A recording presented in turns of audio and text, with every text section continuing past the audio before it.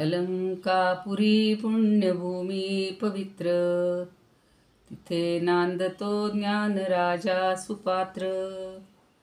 तया ठविता महापुण्य राशी, नमस्कार माझा सद्गुरु ज्ञानेश्वरासी. नमोऽनंताय शुद्धाय कूटस्थायात्मने नमः. प्रेमांबुधिविहाराय ज्ञानराजाय ते नमः. माधुर्यरसकल्लोला शिवशक्तिस्वरूपिणीम् अमृतानुभवार्थाय वंदे ज्ञानेशनंदिनीम्. ज्ञानदेव गुरु ज्ञानदेव तारू, उतरिल पैल पारू ज्ञानदेव. ज्ञानदेव माता ज्ञानदेव पिता, तोडील भव व्यथा ज्ञानदेव. ज्ञानदेव माझे सोय रे धाय रे, जीवलग निर्धारे ज्ञानदेव. सेना म्हणे माझा ज्ञानदेव निधान, दाविली निज खूण ज्ञानदेवे. ज्ञानियांचा राजा गुरु महाराज, म्हणती ज्ञानदेव तुम्हाईसे. मज पामरासी काय थोरपण, पायीची वहाण पायी बरी. ब्रह्मादिक जेथे तुम्हा ओळंगणे, इतर तुलने काय पुढे. तुका म्हणे नेणो युक्तीची हा खोली, म्हणून ठेविली पायी डोई. म्हणून ठेविली पायी डोई. ज्ञानियांचा राजा गुरु महाराज, म्हणती ज्ञानदेव तुम्हाईसे. अलंकापुरी रम्य सिंहासनस्थं, पदाम्भोज तेजस्फुरद्दिक्प्रदेशं. विधीन्द्रादिदैवस् सदा स्तूयमानं,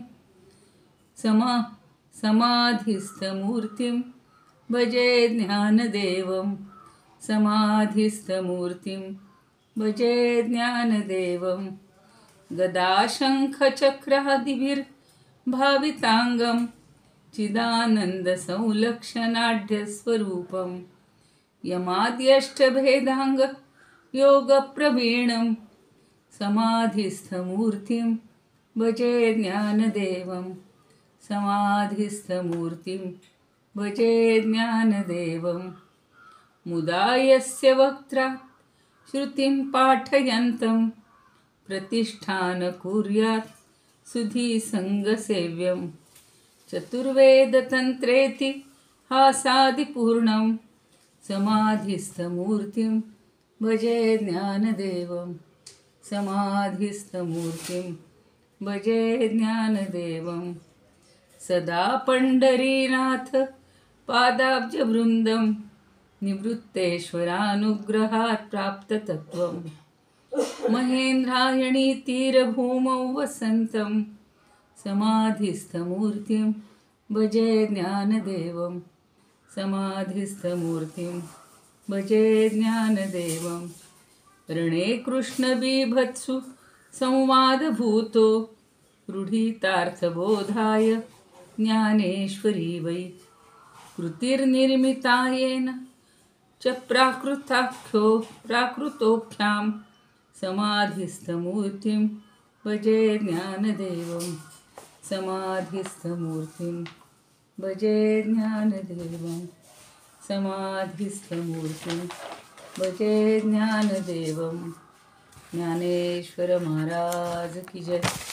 पंढरीनाथ भगवान की जय. जय तू श्रीकृष्ण, जय तू ज्ञानेश्वर. पंढरीनाथांना वंदन करूया, ज्ञानदेवांना वंदन करूया, निवृत्तीनाथांना वंदन करूया. तुम्ही श्रोते जगदीश मूर्ती, तेथे माझी व्युत्पत्ती किती. बुद्धिहीन अल्पमती सलगी करीते. आपल्या सर्वांच्या हृदयस्थ परमात्म्याला वंदन करून आज आपण आता 4थ्या प्रकरणाला प्रारंभ करणार आहोत. आजचा दिवस छान आहे. खंडोबाचं नवरात्र सुरू झालेलं आहे. मार्गशीर्षातला प्रतिपदेचा दिवस आहे. आणि कोणाकोणाकडे देवीचं नवरात्र सुरू आहे. तर सगळ्यांना या निमित्त, खरं हे नवरात्र नसतं, 6 दिवसाचं असतं, म्हणून याला षडरात्र म्हणायला पाहिजे. पण आपल्याकडे ती एक नवरात्राशी म्हणण्याची पद्धत सुरू झालेली आहे. 9 दिवसाचं असलं की नवरात्र. आम्हाला लहानपणी ते समाज शिकवताना सांगितलं होतं की 9 रात्रींचा समुदाय म्हणजे नवरात्र, 6 रात्रींचा समुदाय म्हणजे षडरात्र. तर ठीक आहे, आपण बोलीभाषेत जे चालू असतं ते चालूच राहतं. सर्वांच्या मल्हारीला, या नवरात्राला म्हणजे षडरात्राला, त्या उपासनेला शुभेच्छा. याच काळात आपल्याला आता दत्ताची पण उपासना करायची असते. आणि दत्त जयंती पुन्हा 15 दिवसांनी बरोबर येते. आणि हे नवरात्र, हे षडरात्र संपता संपता दत्ताची आराधना सुरू होते. कुठेतरी आपल्याकडे या संस्कृतीमध्ये सतत रमण्यासाठी, काहीतरी चांगलं करण्यासाठी असे सण उत्सव, वेगवेगळे व्रत सुरू असतात. या सगळ्याच्या मागचा उद्देश काय आहे हो? की ज्ञान आणि अज्ञान याचा भेद आपल्याला समजायला पाहिजे. आणि ज्ञानदेवांनी आता हे 4थं प्रकरण ज्ञान अज्ञान भेद कथन असं दिलेलं आहे. 3ऱ्या प्रकरणात कोणाला काही बोलायचं असेल तर आजच्या दिवस संधी देऊया. कोणाला काही म्हणायचं राहिले, काल नसतील, आज सांगावंसं वाटतंय, असं असेल तर 1-2-3 मिनिट बघा, नाही तर मग या प्रकरणाला सुरुवात करूया. सुमिताताई, पहिल्या अध्यायाचं काही म्हणणार आहे?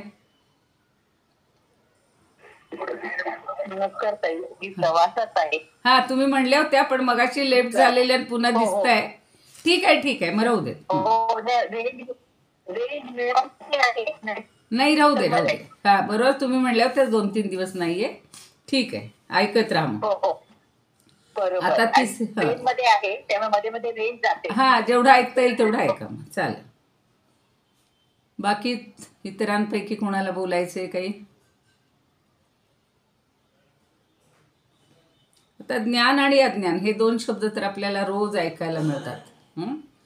पण इथे आपल्याला ज्ञान म्हणजे परमार्थामध्ये आत्म्याचं ज्ञान, आत्मज्ञान, परमात्म्याचं ज्ञान, भगवंताचं ज्ञान हेच अपेक्षित आहे. आणि अज्ञान म्हणजे आपण ज्या गोष्टी काय म्हणू आपण नाशिवंत आहेत त्याला खरं मानतो आणि परमात्म्याला समजूनच घेत नाही. म्हणजे परमात्म्याबद्दलचं अज्ञान आणि ज्या सगळ्या गोष्टी खऱ्या मानतो ते सुद्धा अज्ञान.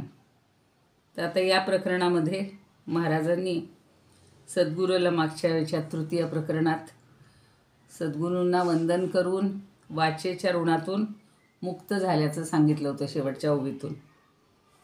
पण तरीसुद्धा त्या प्रकरणामध्ये वाचा ऋण ह्या शब्दाचा जो प्रयोग केला होता किंवा तो शब्द वापरलेला होता त्याचा अर्थ अविद्येचा लेश. वाचेचं ऋण तशा अर्थानं आपल्याकडं नसतं, पण अविद्या थोडीशी जी उरलेली असते,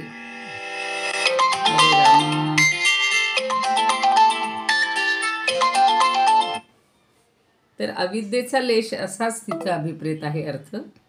आणि त्याच प्रकरणातल्या म्हणजे 3ऱ्या प्रकरणातल्या 4थ्या, 10व्या आणि 11व्या ओवीतून ते स्पष्ट झालेलं असतं. आता ही जी अविद्या आहे, ही अविद्या गुरूंच्या कृपेनं नष्ट होते.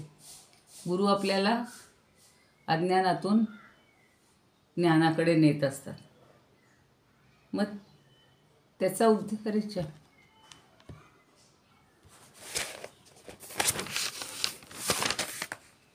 येतोय माझा आवाज?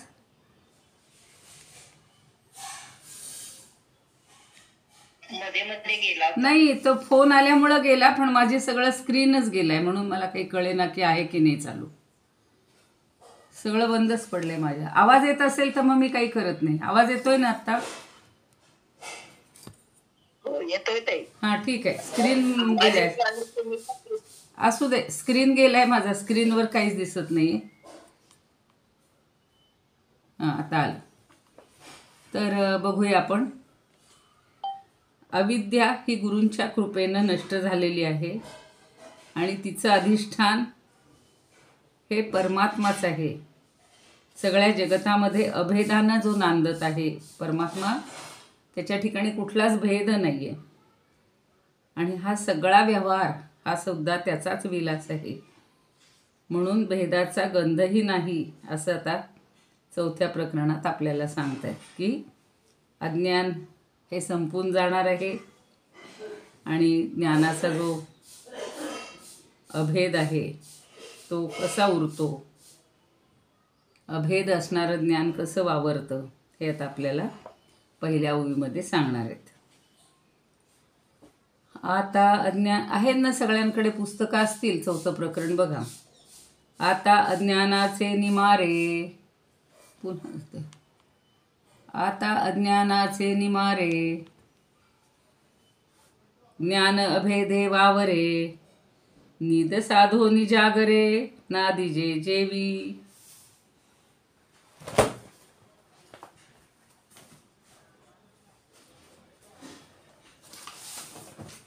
आता अज्ञानाचे निमारे, ज्ञान अभेदे वावरे, निद साधोनी जागरे, नादिजे जेवी. आता इथे काय काय शब्द वापरलेत. पहिल्या चरणामध्ये मारे. आता अज्ञानाचे निमारे, मारे म्हणजे नाशाने, नाश झाल्याने, अज्ञानाचा नाश झाल्यामुळं. आणि ज्ञान अभेदे वावरे, अभेद म्हणजे ज्याच्यामध्ये भेद नाही अशा. अभेदामध्ये ज्ञान काय करते, वावरते. आपण म्हणतो ना, तिचा सगळीकडे वावर आहे. लहान मुलाचा, मुलीचा असतं, किंवा अशा आपल्या एखाद्या मैत्रिणीचा, कुणालाही आपण असं म्हणतो की तिचा सर्वत्र वावर असतो. तर वावर म्हणजे इकडे तिकडे, जिकडे तिकडे फिरणं, किंवा जिकडे तिकडे होते किंवा वावरते, असा शब्द येतो. म्हणून ज्ञान अभेदे वावरे. ज्ञान झालं की सगळीकडं अभेद दिसायला लागतो. त्याच्यासाठी एक उदाहरण सांगितलं. निद साधोनी जागरे. जागरे म्हणजे जागपण, जागेपण. निद साधोनी, साधोनी म्हणजे नाश झाल्यावर. निद्रेचा नाश झाला की काय होतं, आपल्याला जाग येते, जागेपण येतं. आणि नादिजे जेवी, जेवी म्हणजे ज्याप्रमाणे. केवळ जागरणच राहतं, म्हणजे ज्ञानच राहतं. ते कसं राहतं, अभेदानी राहतं. कशाप्रमाणे राहतं, ते नीद साधोनी जागरे. नीद म्हणजे निद्रा, झोप. ज्ञान म्हणजे ज्ञान, अज्ञान म्हणजे अज्ञान, आणि वावरे म्हणजे वावरते. आता सगळ्या शब्दांचे अर्थ कळले असतील. तर त्याचा ओवीचा अर्थ काय होते बघा. पहिल्यांदा आपण खालची ओळीचा अर्थ करून घेऊया. नीद साधोनी जागरे. नीद म्हणजे निद्रा, साधोनी म्हणजे नाश झाल्यावर. म्हणजे निद्रेचा नाश झाल्यावर काय होतं, जागरे म्हणजे जागृती केवळ नांदते. जेवी म्हणजे ज्याप्रमाणे, नादीजे म्हणजे नांदते, म्हणजे केवळ जागृतीच नांदते, म्हणजे जागृतीच राहते. त्याप्रमाणे आता अज्ञानाचे निमारे, ज्ञान अभेदे वावरे. त्याप्रमाणे अज्ञानाचा नाश झाल्यानंतर सगळीकडं केवळ ज्ञानच अभेदाने संचार करते. आपली प्रगती झालेली आहे. पहिल्यांदा अज्ञान होतं, अज्ञानातून ज्ञान मिळालं, तो ज्ञानाचाही थोडा बंध होता, थोडा लेश होता, तोही संपला, आणि आता पूर्ण ज्ञान झालेलं आहे अशी कल्पना आलेली आहे. तर सगळीकडं आता अभेदाचं ज्ञान किंवा अभेदानं ज्ञान संचार करत आहे अशी कल्पना केली. आपले जोग महाराज थोडंसं जास्त सविस्तर सांगत असतात. त्यांची अन्वयाची पद्धत बघा की आता अज्ञानाचे निमारे ज्ञान अभेदे वावरे जेवी निद साधुनी जागरे नांदीजे. नांदीजे किंवा नादीजे असं शब्दप्रयोग प्रत्येक ठिकाणी वेगळा आहे. तर भेद जिथं नाही असं ज्ञान आहे. आणि भेदशून्य हे आत्मस्वरूपाचं जे अज्ञान आहे ते सर्व भौतिक प्रपंच भासत आहे. अज्ञान म्हणजे काय? हा सगळा प्रपंच आपल्याला खरा वाटतो, तो भासतो सारखा. झोपेतसुद्धा आपल्याला सगळ्या किंवा जरी 4-5 मिनटं आपण आराम करत असलो तरी आपल्याला सगळं पुन्हा काय करायचं आहे, उद्या काय करायचं याची आठवण राहत असते. पण अज्ञानाचं निरसन कशामुळं होतं? तर अभेद अशा आत्मज्ञानानं होतं, आत्मस्वरूपामुळं होत असतं. ती अभेद स्थिती म्हणजे जागरण आहे. असं आपल्याला पूर्वीच्या प्रकरणातसुद्धा या निद्रेची आणि जागरणाची सारखी उदाहरणं आलेली होती. म्हणजे जसा एखादा पुरुष स्वप्नामध्ये सगळं पाहत असतो, जो पाहतो त्याला ज्ञेय म्हणायचं, ज्ञाता म्हणायचं, जे जाणून घ्यायचे त्याला ज्ञेय म्हणायचं, आणि मग त्याच्यातून जे होतं ते ज्ञान म्हणायचं. तर ही त्रिपुटी सगळीकडं असते. त्रिपुटी म्हणजे 3 गोष्टी असतात. जो झोपलेला पुरुष आहे तर त्यावेळेला हे सगळं त्याचं संपलेलं असतं. पण जागा झाला, ज्ञानावर आला की पुन्हा आपल्याला ज्ञाता ज्ञेय ज्ञान या त्रिपुटीचा सगळा नाश झाला तरच आपण जागे झालो. जागं होणं म्हणजे ज्ञान आहे. आणि ती नाहीशी होऊन आपण आपल्या जागृत ज्ञान जे आहे ते आपल्या ठिकाणी एकाकीपणानं राहतं. म्हणजेच निद्रेच्या योगानं स्वप्नातील देह, स्त्री, पुत्र, मित्र आपण अनेक रूपांनी नटलेलं असतो. तर किती प्रकारची स्वप्न पडतात. कालच्या ह्याच्यामध्ये ज्ञानेश्वरीच्या ओवीमध्ये सांगितलं होतं की खूप सैनिक आहेत, सगळी शस्त्र आहेत आणि मीच त्याचा अधिपती झालेलो आहे, सेनापती झालेलो आहे, असं स्वप्नामध्ये सगळं दिसतं. आणि जेव्हा जागा होतो तेव्हा लक्षात येतं की असं मला स्वप्न पडलं होतं, पण मी तर इथं तर काही सैनिक नाही, मी काही सेनापती नाही. म्हणजे स्वप्नातलं हे प्रत्यक्ष जाग आल्यावर जसं काहीच उरत नाही, तसं जे अज्ञानामध्ये जे असतं ते आपण ज्ञान झालं की हा सगळा आपला भेद असतो, तो मिटून जातो. म्हणून भेदशून्य असं सच्चिदानंदरूप आत्मा हा आपल्याला आत्मवशात, अज्ञानवशात, अज्ञानामुळं सगळं पंचभौतिक प्रपंच बनलेला आहे. आणि तत्वमसी वगैरे ही गुरु आपल्याला वाक्य समजावून देतात. आणि मग आपल्याला आपण अहम ब्रह्मास्मी वगैरे अशी जागृती होते. म्हणजे स्वप्न आणि जागृती ही 2 प्रकारे घ्यायची आहे.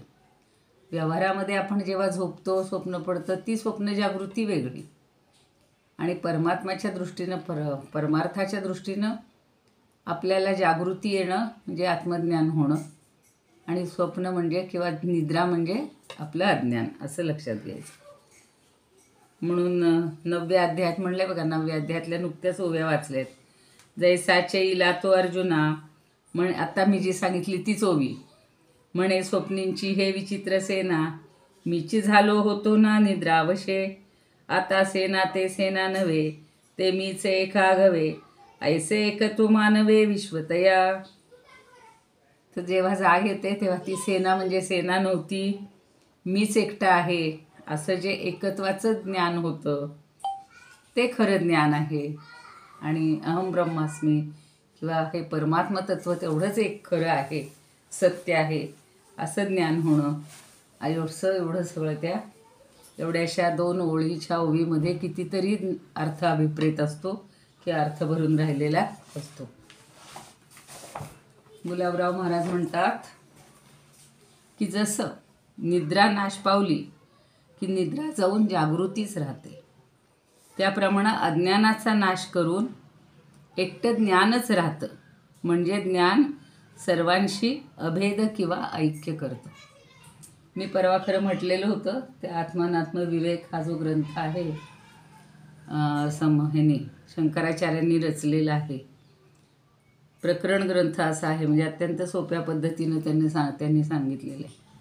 त्यातली थोडीशी कल्पना सांगते. कधीतरी मी दासबोधाच्या प्रकरणात म्हणजे विवेचनात सांगितली असेल की खरं म्हणजे आत्म्याला दुःख कशामुळे होतं. त्यांनी सुरुवातच केली त्या ग्रंथाची अशी की आत्मनः किम निमित्तम दुःखम. आत्म्याला दुःख कशामुळे होतं तर शरीर ग्रहणात आपण देह धारण केला, देहाचा स्वीकार केला, म्हणजे कुठल्या तरी शरीरामध्ये आलो, हेच त्याला पहिलं दुःखाचं कारण असतं.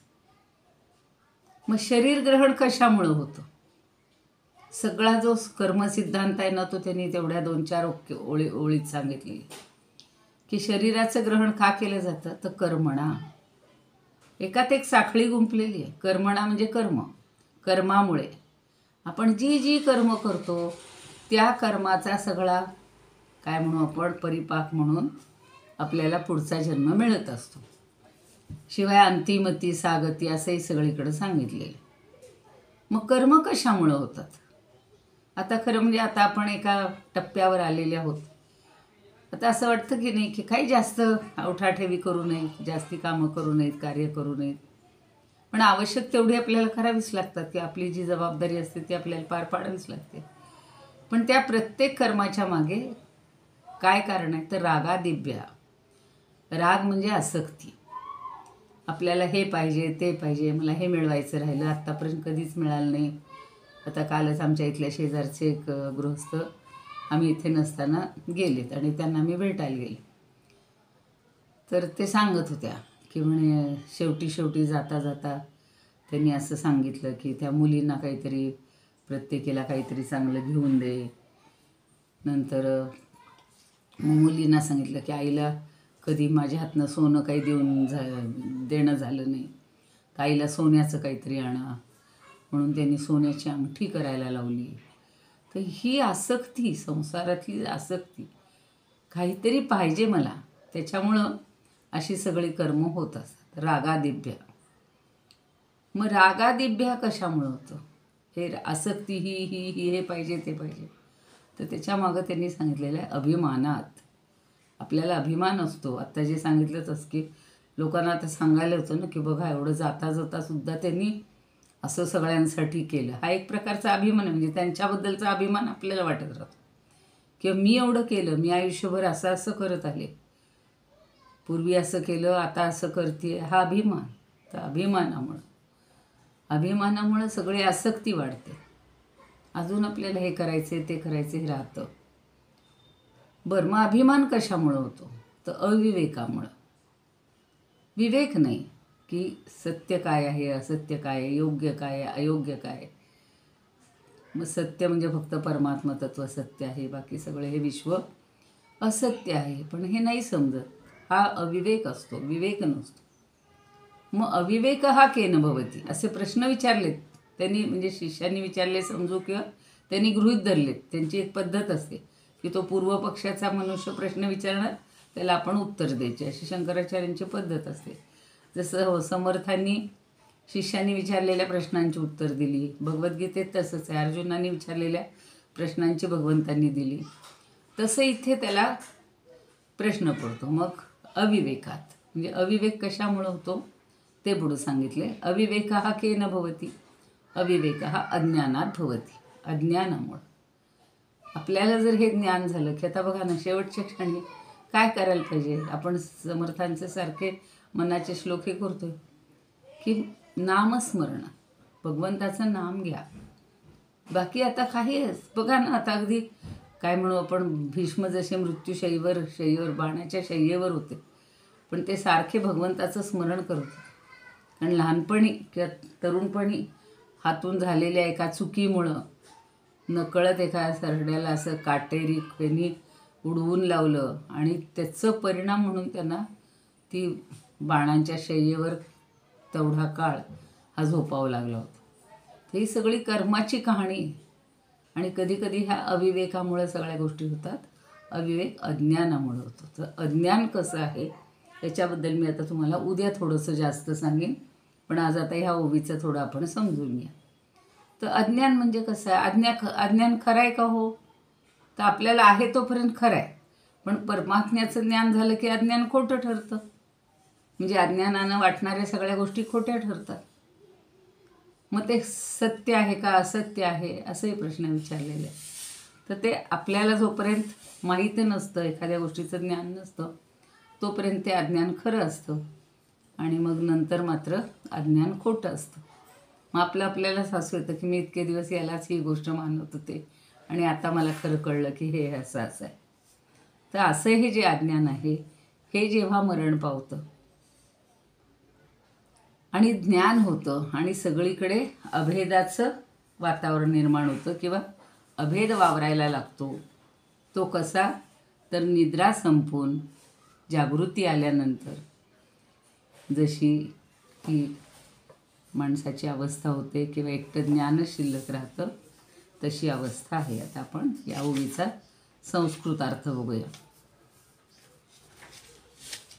अधुना ज्ञाननाशेन ज्ञानं तिष्ठत्यभेदतः. अधुना ज्ञाननाशेन ज्ञानं तिष्ठत्यभेदतः. सस्वप्ननिद्रानाशेन यथा नन्दति जागृतिः.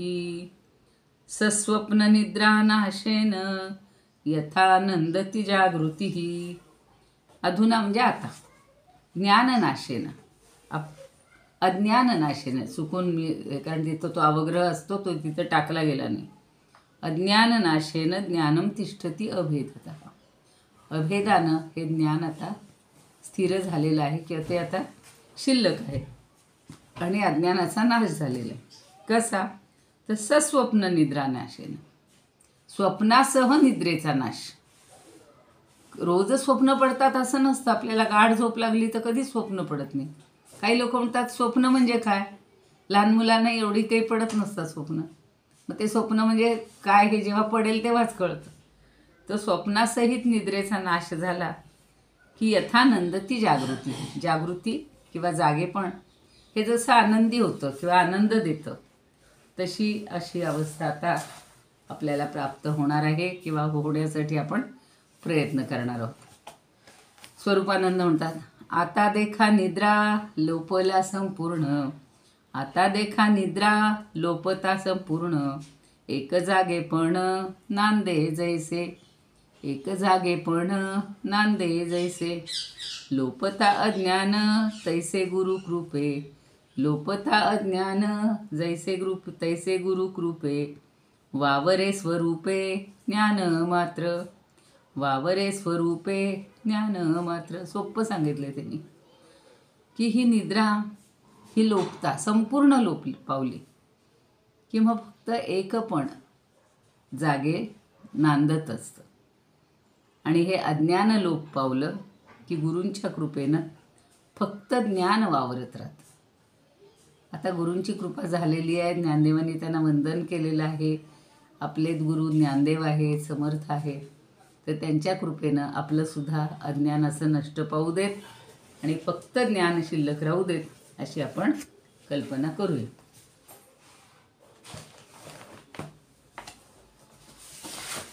आता वामनराव देशपांडे काय म्हणतात बघा.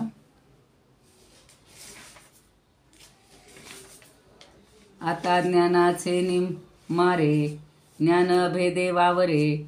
निज साधो निजागरे नादी जे जेवी. त्यांनी थोडं वेगळ्या शब्दात सांगितलं की ज्ञानदेवांनी द्वैत आणि अद्वैतासंबंधी सांगताना मागच्या वाचारोहण परिहार या 3ऱ्या अध्यायाचा एक सुंदर दृष्टांत दिलेला होता की मनातल्या सगळ्या विचारांचा समूळ नाश झाला की मौनाच्या प्रदेशाचा महामार्ग सुरू होतो.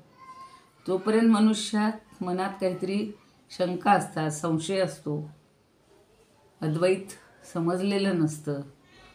त्यावेळेला सारखे प्रश्न मनुष्य विचारतो आणि एकदा या सगळ्या मनातल्या विचारांची शांती झाली की मग मात्र माणूस मौन म्हणून उपनिषदामध्ये एक वाक्य आहे की गुरोस्तु मौनम व्याख्यानम शिष्यास्ते छिन्न संशय.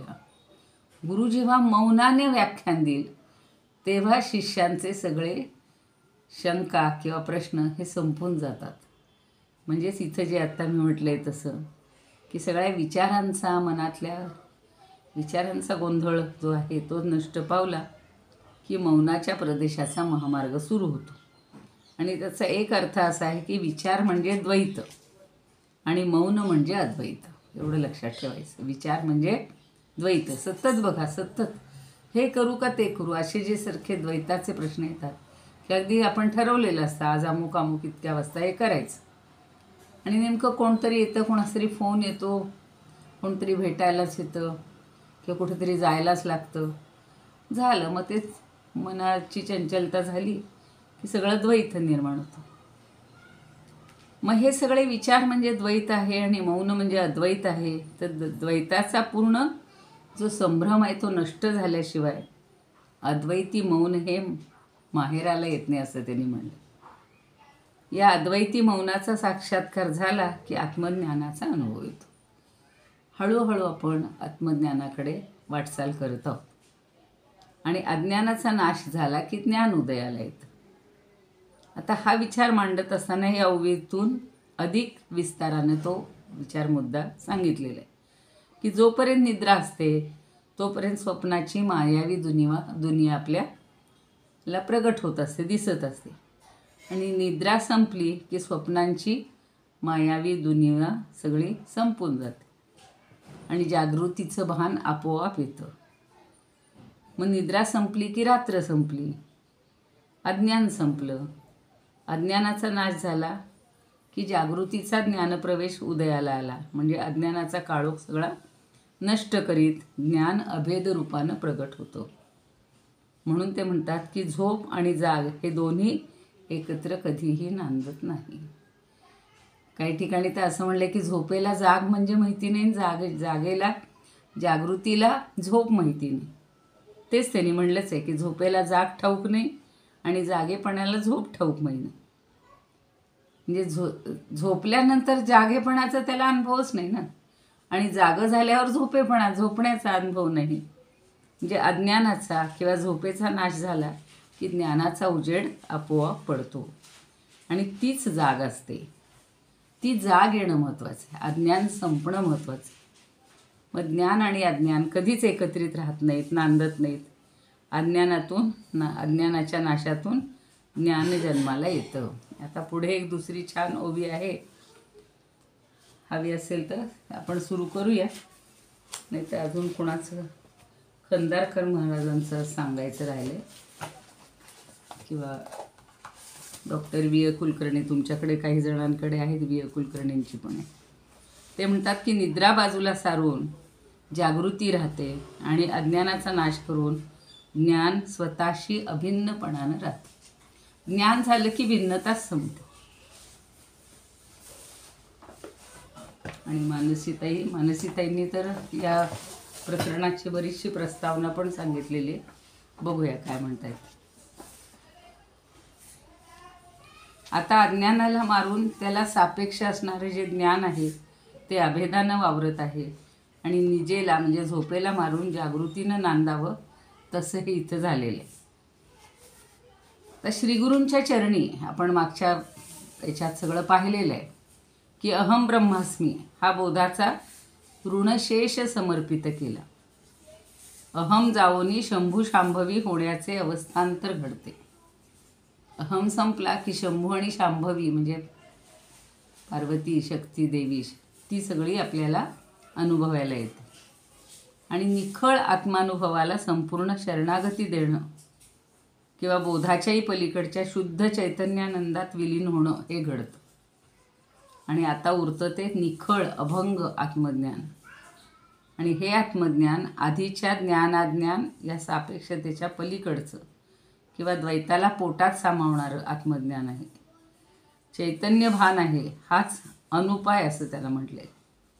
म्हणजे मूळ चैतन्याचं जे स्वरूप आहे ते अचिंत्य किंवा कानड आहे असं ज्ञानेश्वर सांगतात. ते स्वयंसिद्ध आहे. पण माणूस चैतन्याचाच घडलेला असल्यामुळं माणसानं निर्माण केलेलं तत्त्वज्ञान, भाषा, बुद्धी, मन या सगळ्या मानवनिर्मित साधनांच्या चिमटीत चैतन्य पकडता येत नाही.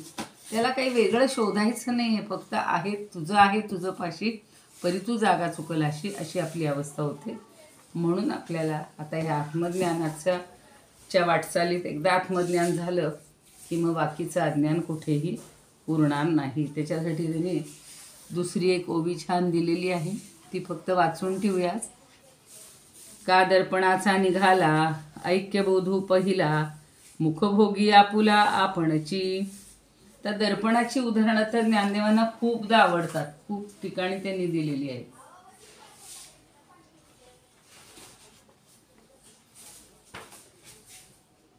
दर्पण म्हणजे आरसा, आणि निघाला म्हणजे दूर केल्यावर. आरशात जेव्हा पाहतो तेव्हा आपल्याला प्रतिबिंब दिसतं, पण तो निघाला म्हणजे तो दूर केला की काय होतं? ऐक्यबोधू पहिला, मुखभोगी आपुला आपणची. मग आपल्याला आरशात जेव्हा मुखाला पाहतो, पण ते न पाहता आपण पूर्वी एकटेच होतो की नाही. आत्ता आपल्याला दोन्ही दिसतं की माझं मुख माझ्याजवळ आहे आणि समोर आता मी तुमच्या मोबाईलच्या आरशात बघते असं समजू आपण, की तुम्हीसुद्धा सगळेजण असं आपलं आरशात मुख पाहत असतो. पण आरशात पाहण्यापूर्वी आपण एकटेच असतो, आपलं एकपण असतं, आणि ते एकपण मुखच आपल्या ठिकाणी आपल्याला भोगत असतं. म्हणजे आपणच आपल्याला समजून घेत असतो किंवा आपल्याला अनुभवायला येत असतो. जर आपण आरशात पाहिलंच नाही, म्हणून त्यांनी म्हणलेलं आहे ऐक्यबोधू पहिला, मुखभोगी आपुला आपणाची. आपल्याच मुखाला आपण भोगत असतो असं शब्द वापरलेला आहे ज्ञानदेवांनी. जे आपलं मुख पाहायचं असेल तर आपल्याला ते आरशात पाहावं लागतं, पण जेव्हा समोरच्या आरशात दिसणारे जे प्रतिबिंब आहे किंवा मुख जे आहे, त्या प्रतिबिंबाला मुख बघता येतं का हो, असा एक प्रश्न विचारलेला. आपण प्रतिबिंब आपल्या आरशात बघतोय, पण आरशातल्या प्रतिबिंबाला बिंब पाहता येतं का? ती शक्ती नाही आहे. म्हणजे प्रतिबिंबाशी आपलं जे ऐक्य होतं ते मूळ बिंब अनुभवू शकतं, पण ते प्रतिबिंब पाहू शकत नाही. असं कोणी म्हणेल का? प्रतिबिंब म्हणजे प्रतिबिंबातली जी व्यक्ती आहे ती म्हणेल का की आज तू असं असं दिसतोयस? नाही. आपल्याला कळतं की अरे छा, आज माझी ही साडी आहे, अशी छान दिसतीये, किंवा मी अमुक केले. ह्या गोष्टी आपल्याला दिसत असतात त्या प्रतिबिंबातल्या. आणि कारण का की मूळ बिंबाशी, बिंब म्हणजे आपलं जे मूळ आहे ते, तिथे ऐक्य असतं. त्यासाठी प्रतिबिंबाची आवश्यकताच नाही. आपण आपल्या आता सोयी निघाल्या म्हणून हे सगळ्यात बघतो. तर बिंब प्रतिबिंब हे द्वैत आहे, द्वैतावर आधारित आहे. द्वैताच्या आधारे ते मुख आहे आणि ते आपलं ऐक्यबोध अनुभवू शकतं एवढंच. हे मुखापाशी ऐक्य आहे, त्या प्रतिबिंबापाशी नाही, एवढं पक्क लक्षात ठेवायचं. आणि म्हणून आपल्याला एकदा आपलं ज्ञान झालं, स्वतःचं स्वमुख किंवा स्वरूप समजलं की आपल्याला दुसऱ्या कुठल्याही वस्तूची, प्रतिबिंबाची आवश्यकता नाही.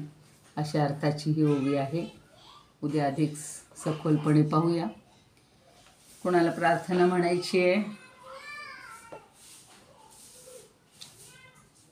आता मला तर काहीच दिसत नाही स्क्रीनवर. बहुतेक ऐकू तरी आलाय ना आवाज सगळ्यांना? हां, बस. कारण पूर्ण स्क्रीन ब्लॅकच झालाय माझा. छान झाले सगळं. चांगलं झालं ना. चला बरं, आता तुम्हाला म्हणणार आहे कोणी प्रार्थना का म्हणू मीच? म्हणा मॅडम तुम्ही. बरं ठीक आहे.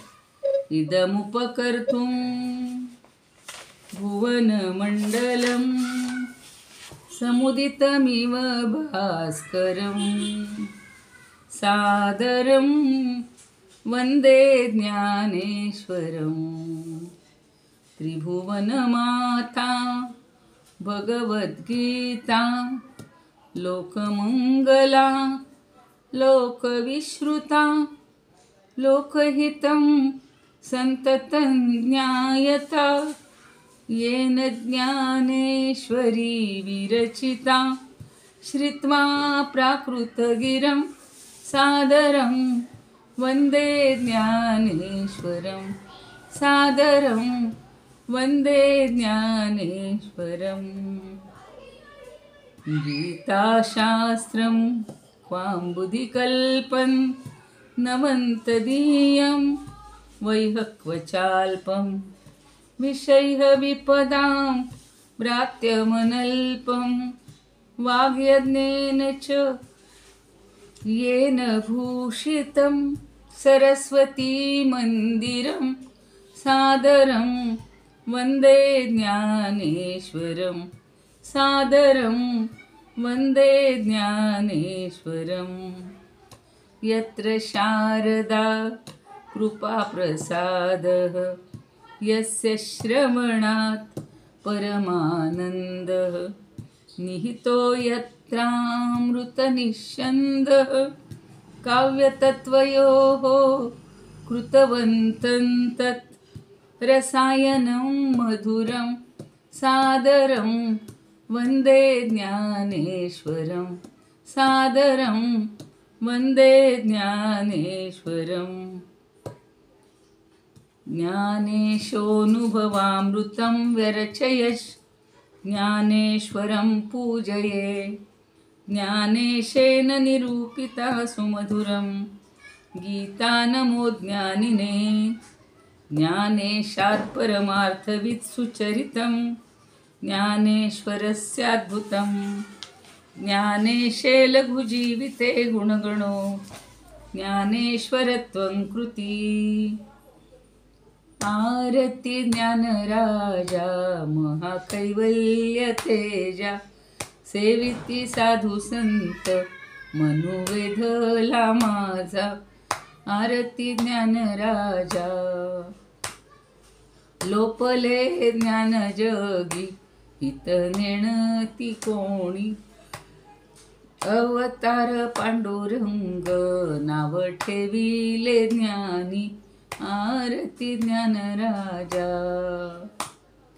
कनकाचे ताट करी उभ्या गोपिका नारी नारद तुंबरू हो सामगायन करी आरती ज्ञानराजा प्रगट गुह्य बोले विश्वब्रह्मची केले रामा जनार्दनी पायी मस्तक ठेविले आरती ज्ञानराजा प्रगट गुह्य बोले विश्वब्रह्मची केले रामा जनार्दनी पायी मस्तक ठेविले आरती ज्ञानराजा महाकैवल्य तेजा सेविती साधू संत मनुवेधला माझा आरती ज्ञानराजा ज्ञानेश्वर महाराज की जय पंढरीनाथ भगवान की जय जय तू श्रीकृष्ण जय तू ज्ञानेश्वर।